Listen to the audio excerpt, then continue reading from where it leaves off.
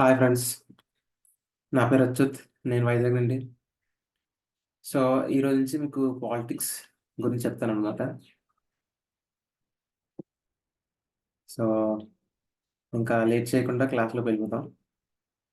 కొన్ని పాయింట్స్ నేను ఈ క్లాస్లో డిజైన్ చేశాను. సో ఈ క్లాస్లో ఇవన్నీ మీకు అర్థమయ్యేలా చెప్తాను. ఈ క్లాస్లో మీకు ఏమైనా డౌట్స్ ఉంటే కమెంట్ బాక్స్లో పోస్ట్ చేయండి. నేను దానికి ఆన్సర్స్ ఇస్తాను అనమాట. సో ఫస్ట్ పాయింట్ వచ్చేసరికి వాట్ ఈస్ పాలిటిక్స్ అంటే పాలిటిక్స్ అంటే ఏంటి?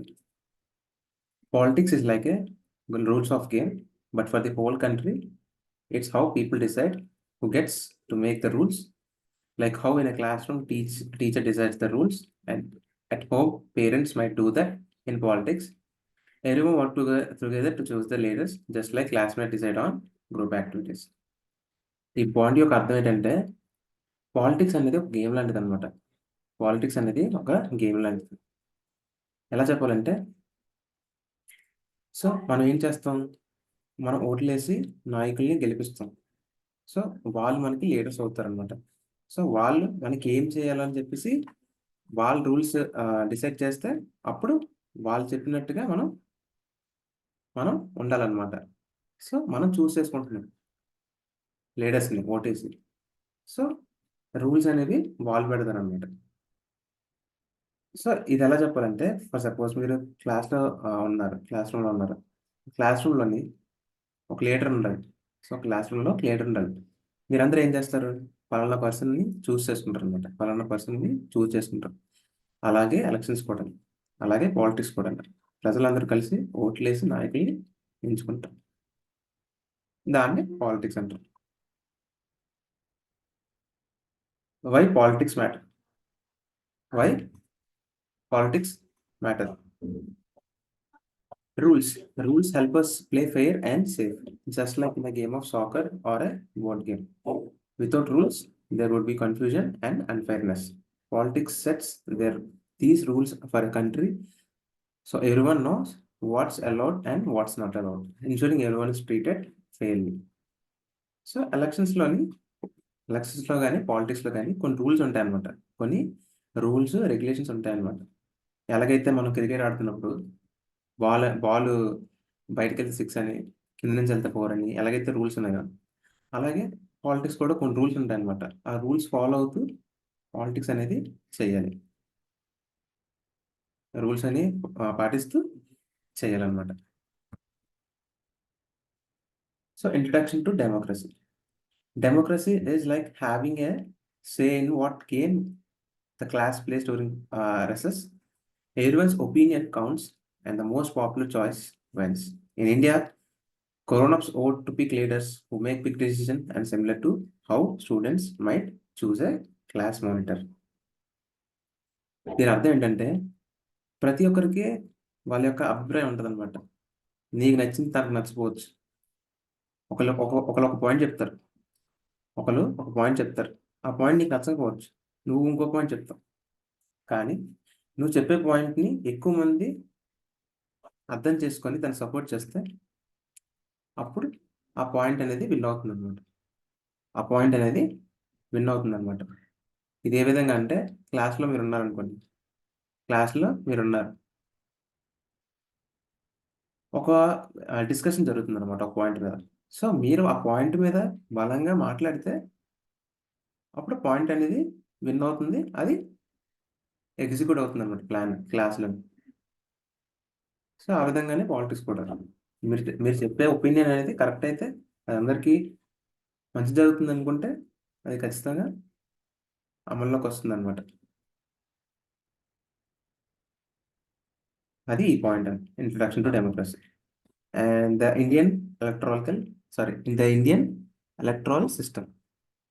Elections are when adults in India decide who they want as their leaders, much like choosing a team captain in cricket. Everyone can vote, gives their opinion by voting, and the person with the most votes become the leader. So the person with the most votes become the leader. ఈ point యొక్క అర్థం ఏంటంటే 18 సంవత్సరాలు దాటితే మీకు ఓటకు వస్తుంది. 18 సంవత్సరాలు దాటితే మీకు ఓటకు వస్తుంది. ఓటుకి వచ్చిన తర్వాత ఎలక్షన్స్ టైంలో ఎవరికైతే ఎవరైతే లీడర్స్ నిల్చుంటున్నారో, ఎవరైతే ఓట్స్ వేస్తున్నారో, ఓట్లు శాతం ఎవరికైతే ఎక్కువ శాతం వస్తుందో ఆ లీడర్ అనేవాడు విన్ అవుతాడు అనమాట. ఆ లీడర్ అనేవాడు విన్ అవుతాడు. సో అదే ఇండియన్ ఎలక్ట్రల్ సిస్టమ్. ఎవరికైతే ఎక్కువ ఓట్లు వస్తాయో అతనే విన్ అవుతాడు. Course journey ahead. Explanation. Over the next classes, we will learn about how leaders are chosen in India and what they do once they are in charge. We will have fun with stories about past elections, activities to understand voting, and even pretend to run our own elections to see how it all works. ఈ point యొక్క అర్థం ఏంటంటే, ఈ class కాకుండా భవిష్యత్తులో వచ్చే క్లాసెస్లో మనం ఎలక్షన్స్ అనేవి పాస్ట్ ఎలక్షన్స్ అనేవి అలాగే. సో ఓటింగ్ అనేది ఓటింగ్ గురించి మొత్తం విశ్లేషణ మొత్తం తెలుసుకుంటాం వచ్చే ఫ్యూచర్ క్లాసులో. అండ్ ఎలక్షన్స్ అనేవి ఏ విధంగా జరుగుతాయి అనేది కూడా మనం ఫ్యూచర్ క్లాసెస్లో నేర్చుకుందాం. And the next point is visual aids. We will use bright and fun pictures and videos to show what voting looks like and how democracy works. This will help you picture the process and understand better. So so మనం బొమ్మలు గీస్తాం కదా. So బొమ్మల ద్వారా మనం చెప్తాం అనమాట voting అనేది ఎంత ఇంపార్టెంట్. పోస్టర్లు అంటేస్తాం కదా అలాగా. సో దాన్ని విజువల్ ఎయిడ్స్ అని అంటారు. Interactive elements. So interactive elements అంటే ఏంటి ఫ్రెండ్స్ అంటే, ఇప్పటి వరకు చెప్పిన పాయింట్స్ ఏవైతే ఉన్నాయో అది ఒకసారి మళ్ళీ చెప్పుకోవడం అనమాట. సో మనం ఏం డిస్కస్ చేస్తాం ఫస్ట్, పాలిటిక్స్ అంటే ఏంటి. సో పాలిటిక్స్ అంటే ఒక సెట్ ఆఫ్ రూల్స్ ఉంటే అందులో ప్రజలు పాల్గొంటారు, ఓట్లేసి లీడర్ని ఎంచుకుంటారు. Why politics matter. సో ఇందులో కొన్ని రూల్స్ ఉంటాయి, ఆ రూల్స్ తగ్గట్టుగా నాయకుల్ని ఎంచుకోవాల్సి ఉంటుంది. అండ్ సో ఇదేంటిది, ఎవరికైతే ఎక్కువ ఓట్స్ వస్తాయో వాళ్ళు విన్ అవుతారు అనమాట. అది డెమోక్రసీ. దాన్నే డెమోక్రసీ అని అంటారు. Indian electronic system. So electronic system అనేది ఉంటుందన్నమాట. అందులో 18 సంవత్సరాలు దాటిన వ్యక్తులకి ఓటు హక్కు ఉంటే ఓటు వేసే అధికారం ఉంటుంది. ఓటు వేసి నాయకుల్ని ఎంచుకుంటారు. దాన్ని ఇండియన్ ఎలక్ట్రాల్ సిస్టమ్ అని అంటారు. సో ఈ ఎన్ని పాయింట్స్ అనేవి మనం డిస్కస్ చేసుకున్నాం. దాన్ని ఇంటరాక్టివ్ ఎలిమెంట్స్ అంటారు అనమాట. సో ఇప్పటి వరకు చెప్పుకుంది మళ్ళీ ఒకసారి బ్రీఫ్గా మాట్లాడితే దాన్నే ఇంటరాక్టివ్ ఎలిమెంట్ అంటాం. And conclusion. We'll wrap up each class by going over what we have learned that today, and we'll also ask you to come up with any questions you have about politics. This will help you remember the lessons and get ready for more fun learning in the next class. దీని అర్థం ఏంటంటే, ఇప్పటి వరకు చెప్పిన క్లాస్లో మీకు ఏమైనా doubts ఉంటే అది మీరు కమెంట్ బాక్స్లో పోస్ట్ చేయండి. ఏమైనా డౌట్స్ ఉంటే నేను దాన్ని క్లియర్ చేస్తాను. అండ్ మీకు ఏమైనా తెలిసిన కొత్త పాయింట్స్ ఏమైనా ఉంటే అవి కూడా కమెంట్ బాక్స్లో యాడ్ చేయండి, సో దట్ అందరూ నేర్చుకోగలుగుతారు.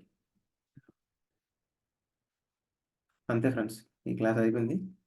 ఒకవేళ ఈ క్లాస్ మీకు నచ్చితే వీడియోకి లైక్ కొట్టండి అండ్ షేర్ చేయండి మీ ఫ్యామిలీకి, మీ ఫ్రెండ్స్కి. ఎందుకంటే వాళ్ళకి ఈ కాన్సెప్ట్స్ తెలుస్తాయి కదా, ఈ నాలెడ్జ్ పెరుగుతుంది. అండ్ సబ్స్క్రైబ్ కూడా చేసుకోండి. అండ్ ఒక పక్కన గంట బెల్ ఐకాన్ ఉంటుంది, దాన్ని కూడా క్లిక్ చేయండి. అప్పుడే నోటిఫికేషన్ వస్తాయి మీకు, లేకపోతే రావన్నమాట. Thank you friends. జై హింద్.